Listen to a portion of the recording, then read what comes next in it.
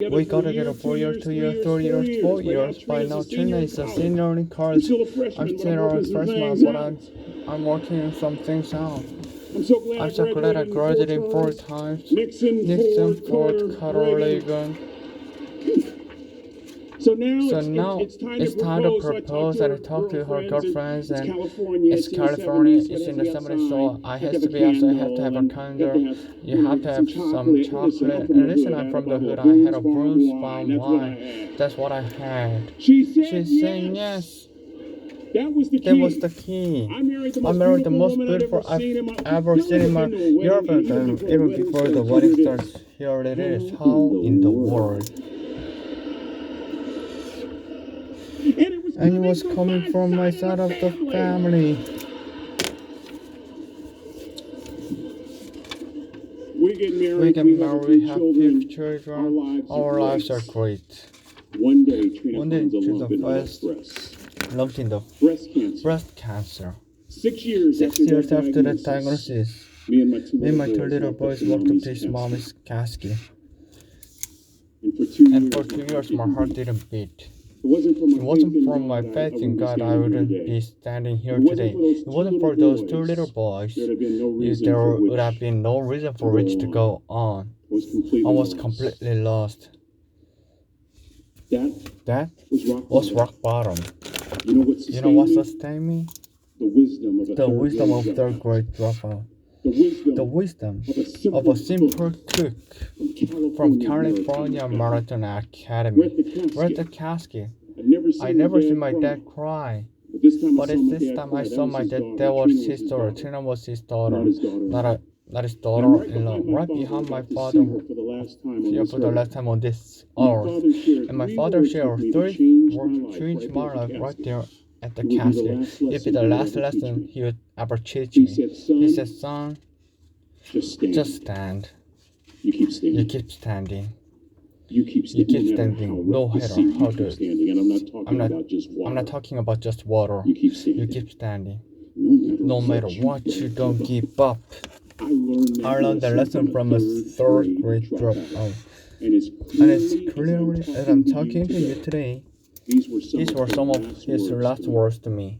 She looked me in the eye and she said, it doesn't matter to me any longer how long I live. What matters to me most is how I live. Yeah, I ask you all one question. A question that I was asked all my life by our 3rd grade dropout. How you're living? How you're living? Every day, ask yourself how you're living. Here's what I cook in the dining center. We suggest you to live this way. That you not judge.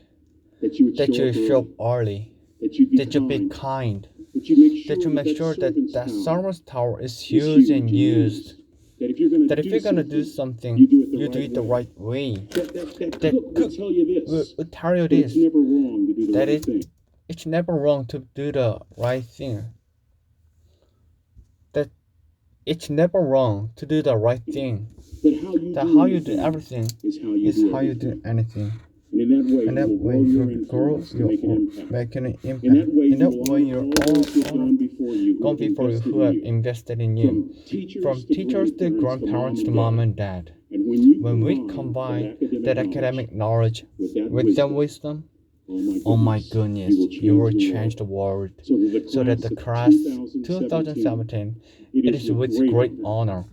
But I say all your lives, look in those unlikeliest places for wisdom. Enhance your life every day by seeking the wisdom and asking yourself every night, how am I living? May God richly bless you all. Thank you for having me again. Wow. Great. Thank you.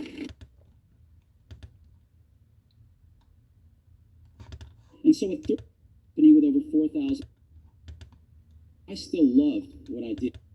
I'd let the previous and very with me. And for life, sometimes life keep looking ahead with a brick. Darla's faith.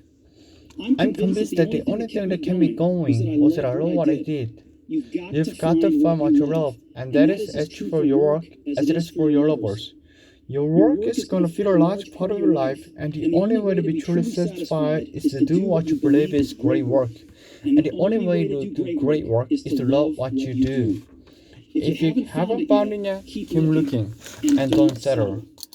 As with all matters of the heart, you know when you find it. And like any great relationship, it just gets better and better as the years roll on. So keep looking. Don't settle.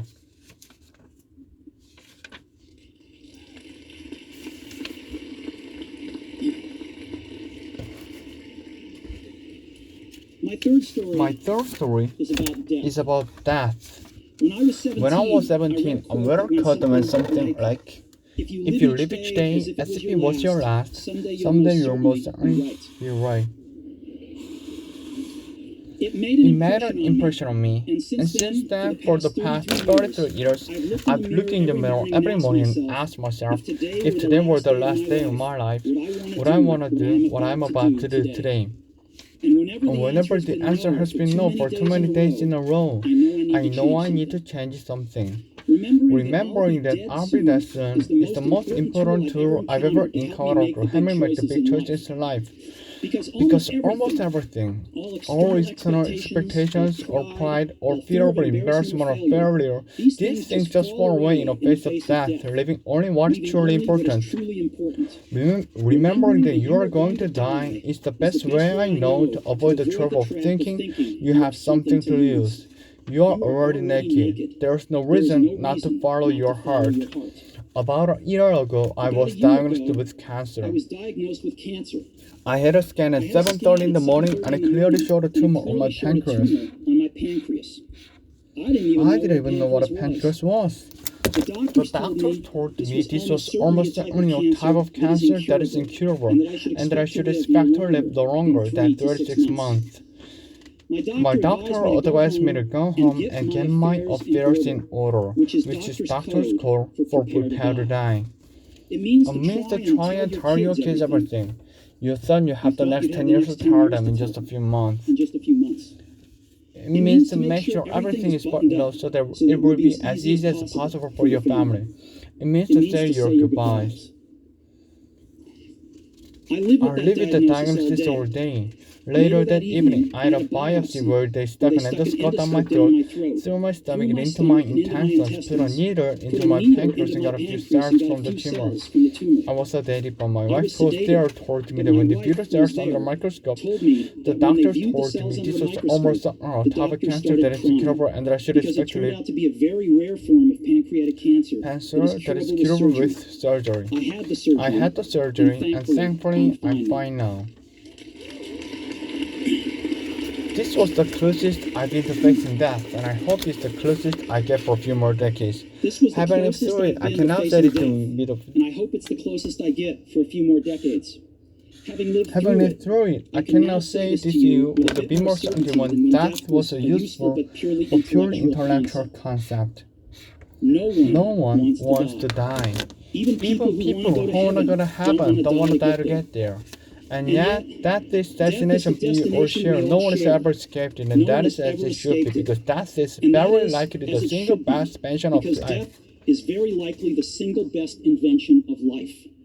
It's life-changing agent. It clears out or to make way for the new. Right now, the new is you. But someday, not too long from now, you will gradually become the old and be cleared away. Sorry to be so dramatic, but it's quite true. Your time is limited, so don't waste living someone else's life. Don't be trapped by dogma, which is living with the result of other people's thinking. Don't let the noise of others' opinions drown out your own inner voice. And most important, have the courage to follow your heart and intuition. And most important, have the courage to follow your heart and intuition. They somehow already know what you truly want to become. Everything else is secondary.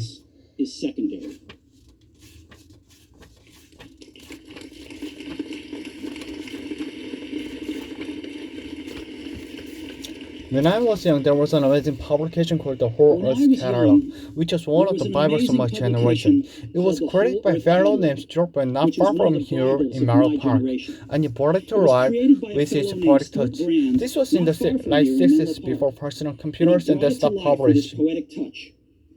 This was in the late 60s, before personal computers and desktop publishing. So it was all all made with typewriters, typewriters, scissors, scissors, and and Polaroid Polaroid cameras. cameras. It was sort of like Google in paperback from 35 years before Google came along. It was It was idealistic, overflowing with new tools and great notions. Stuart and his team put out several issues of the Whole Earth Catalog, and then when it had run its course, they put out a final issue. They put out a final issue. It was the mid-1970s, and I was your age. On the back cover of their final issue was a photograph of an early morning country road, the kind you might find yourself hitchhiking on if you were so adventurous. Beneath it were the words, "Stay hungry, stay foolish." It was their farewell message as they signed. Stay hungry, stay foolish. It was their farewell message as they signed off. Stay hungry, stay foolish. And I've always wished that for myself. And now, as you graduate to begin anew, I wish that for you. Stay hungry, stay foolish. Thank you all very much. Stay hungry, stay foolish. My third story is about death. The third story is about death.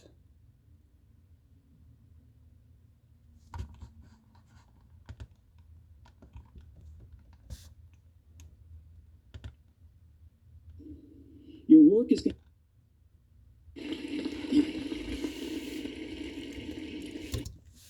My third story is about death. When I was 17, I read a quote that went something like, "If you live each day as if it was your last."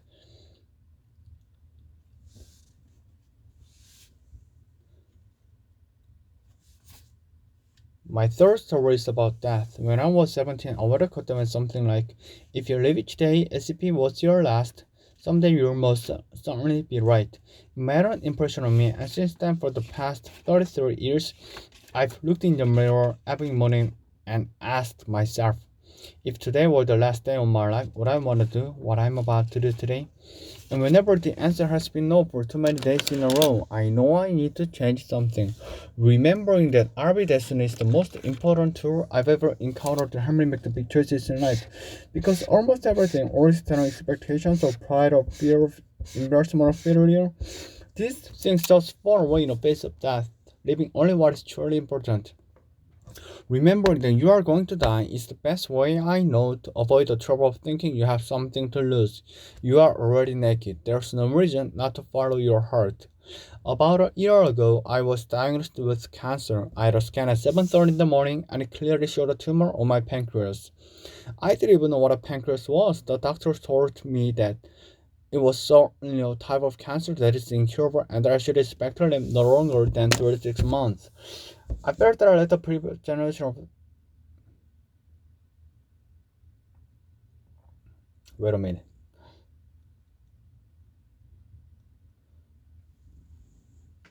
"36 months. It means that...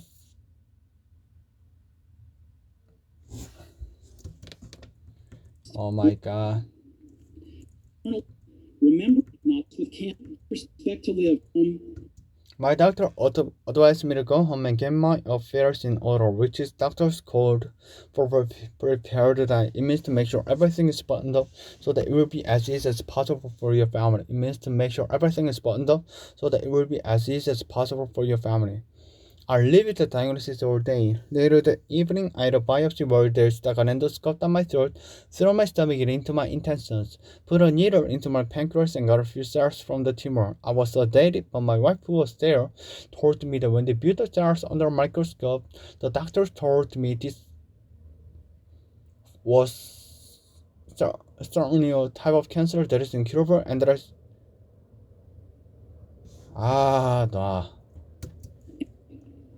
It means to try and tell your kids everything you thought you have the next 10 years to tell them in just a few months. It means to make sure everything is buttoned up so that it will be as easy as possible for your family. It means to say your goodbyes. I Everything is live with the buttoned up. diagnosis all day. Later that evening, I had a biopsy where they stuck an endoscope down my throat, through my stomach and into my intestines, put a needle into my pancreas, and got a few cells from the tumor. I was sedated, but my wife, who was there, told me that when they built the cells under microscope, the doctors started crying because it turned out to be a very rare form of pancreatic cancer and that is curable with surgery. I had the surgery, and thankfully I'm fine now. This was the closest I've been to facing death, and I hope it's the closest I get for a few more decades. Having lived through it, I can now say this to you with a bit more certainty when death was a useful but purely intellectual concept. No one wants to die. Even people who want to go to heaven don't want to die to get there. And yet, death is destination we all share. No one has ever escaped it. And that is as it should be, because death is very likely the single best invention of life. It's life change It's life-change agent. It clears out the old to make way for the new. Right now, the new is you, but someday not long from now, you'll gradually become the old and be cleared away. Sorry to be so dramatic, but it's quite true. Your time is limited, so don't waste living someone else's life. Don't be trapped by dogma, which is living with the result about other people's thinking. Don't let the noise of others' opinions drown out your own inner voice. And most important, have the courage to follow your heart and intuition. They somehow already know what you truly want to become. Everything else is secondary. When I was young, there was an amazing publication called the Whole Earth Catalog, which was one of the Bibles of my generation. It was created by a fellow named George Brand, not far from here in Marlow Park, and he brought it to life with his poetic touch. This was in the late 60s before personal computers and desktop publishing, so it was all made with typewriters, scissors, and Polaroid cameras. It was sort of like Google in paperback form 35 years before Google came along. It was idealistic, overflowing with neat tools and great notions. Stuart Anniston put out several issues of the Whole Earth catalog, and then when it had the launch course, they put out a final issue. It was mid-1970s and I was your age. On the back cover of their final issue was a photograph of an early morning country road, the kind you might find yourself hitchhiking on if you were so adventurous. Beneath it were the words, "Stay hungry, stay foolish." It was their farewell message as they signed off. And now, and I have always wished that for myself, and now as you graduate to begin anew, I wish that for you. Stay hungry, stay foolish. Thank you very much. It's a little bit kind of wrong some part. I memorized about 90%, but maybe 10% I got a little bit wrong pronunciation and sentences are a little bit dizzy. So maybe one more week, I can memorize whole thing again. In this time, I felt that memorize regularly is very important because unless I practice 1 month or so, I totally forgot how I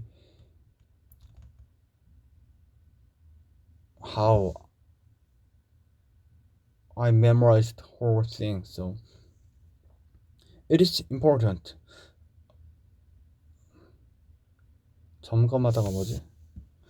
Memorize regularly. So anyway, I studied